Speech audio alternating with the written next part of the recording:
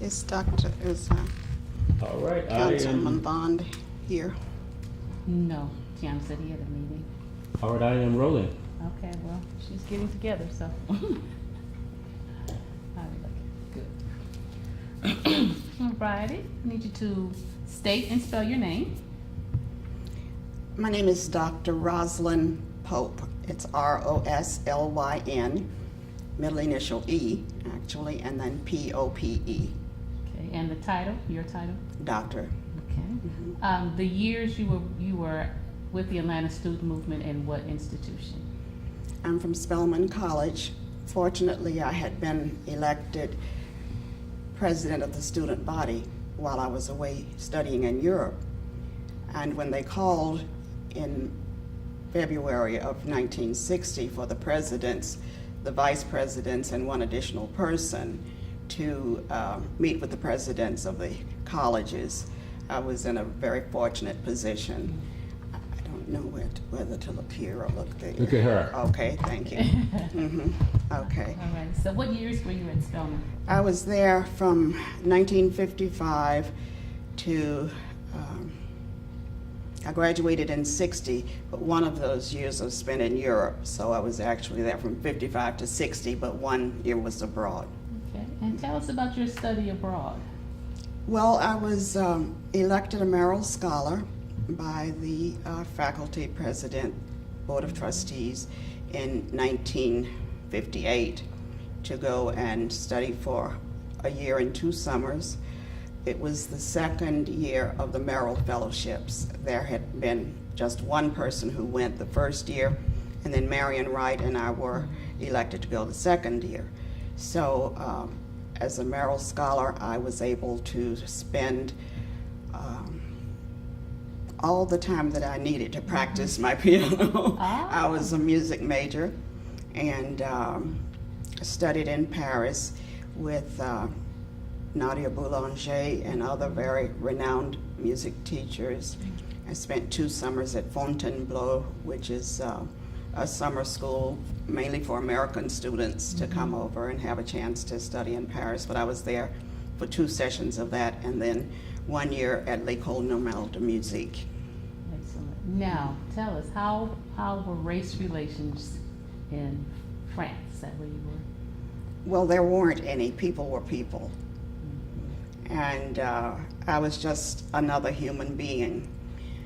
No one told me where to sit, where to stand, what I couldn't eat and where I couldn't eat. And I was a totally free human being, which was, it felt natural even though it was not what I was accustomed to. But I knew that that's the way life should be lived and not the way I had lived it for the past 19 years. So, race relations in Atlanta, what were they like during the time of the student movement? And you can repeat a bit of the question. Well, race relations in Atlanta when the student movement began were the same as I imagine throughout the South. There were laws against black people, Negroes at the time, prohibiting us from sitting in certain places, eating in certain places, riding on certain modes of transportation, going to certain places of entertainment. If we were able to go see a movie, let's say at the Fox Theater, we were forced to walk up back steps outside, many levels of steps to get there. We couldn't use the public library downtown. Segregation laws were extremely strict. There were efforts among certain groups of people to get around it, and so, you know, there would be small enclaves of whites and blacks getting together to talk about race relations. But legally, we were totally restricted, and not just that, but there was no effort to change that among the government or the business people in Atlanta. That's just the way it was. So tell us about the Atlanta student movement and how you got involved and your predominant role. Well, As I mentioned, I'd been elected president of the student body, and that was in absentia. But when I came back, I gave a very memorable piano recital in October. That was the proof of what I had done for the previous year. And I remember that right after that, John Howard Griffin, who wrote Black Like Me, came to the campus, and he was on his way back to Texas from having gone through the South disguised as a black man, and that's what he wrote about in Black Like Me. Well, Dr. Manley, who was president of Spelman at the time, called me into Sisters Chapel to meet Mr. Griffin and for him to meet me, and so I played for him. But in his book, he mentions how bemused and how painfully I talked about the way my life had been in France as opposed to what I had come back to. And there were lots of times that I wish I had had the nerve not to come back. Okay. But I came back full of anger. You couldn't really tell because I, still looked like a nice young Spelman woman, but I was I was asking, what can I do? How can we change this? And so on. And then in February, up comes Greensboro, the Greensboro Four. And everybody knew that they had tried to get food, pie and coffee at Woolworth's in Greensboro. And immediately after that, sitting in Yates and Milton drugstore, Lonnie King and Julian Bond approached me. They didn't know who I was or that I was president of the student body or any of that, or that I had been to Paris, or, they were recruiting. We are thinking we'd like to start a movement just as they've done in Greensboro, and would you be willing to participate? Well, that's what I had been waiting for. It's just as if the answer to my prayers it just came and fell in my lap.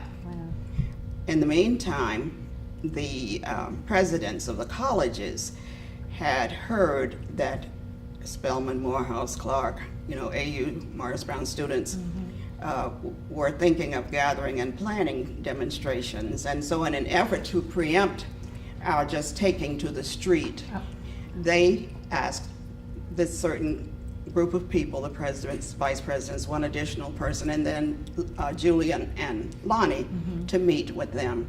It was interesting too that Martin Luther King was there in that meeting, although he didn't say anything, but he had just returned from Montgomery. So there was, my having been in France, and then there was John Howard Griffin, and then there's Martin Luther King and the bus boycott, and things were just beginning to percolate. There was a fire in the making. So in this meeting, even though the presidents of the colleges knew that they weren't going to be able to persuade us not to sit in, to demonstrate, to picket, whatever our plans were, but they wanted us to present to the city of Atlanta a rationale, a statement. Why are we doing this? Right. What are we complaining about? What are the grievances? And with that, if we were able to put our statement down in a coherent form, have it make sense, and they were going to pay for a full-page advertisement in the Atlanta Journal and the Atlanta Constitution. And there was not very much time. We had already planned a march for the 17th of March. And so there were a number of students who were interested in writing, but it's hard to have one document written by committee. Yes. Lonnie King, who was head of the movement, said, just do it. A lot of people had mistaken me for an English major. I was really a music major. But I was able to, write pretty well. And so with the help of Julian Bond, who typed it at Howard Zinn's house, you might have heard, and some editorial What do you think that is? Fire drill.